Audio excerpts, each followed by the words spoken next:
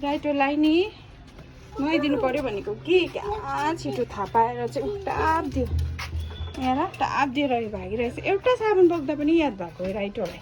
मेरो अबुई दिँदैन लुक्यो है भित्र पस्दैछ है भित्र ए पस्यो पस्यो पस्यो पस्यो पस्यो पस्यो पस्यो आ जा जा जा जा ऊ दादा जा जा जा जा आपा भगौँ जा छिटो छिटो छिटो छिटो छिटो जा जा जा जा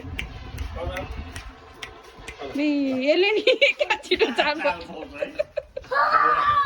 लेट्स गो हिँड्छ र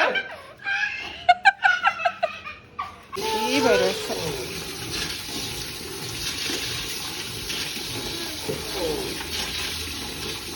साबुनको बट्टा कहाँ राख ए हुन्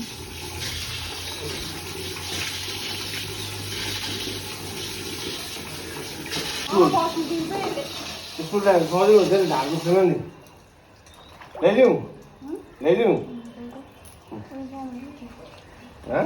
सफा भयो नि हौ हाम्रो राइट आइसला सफा भयो सन्चो भयो।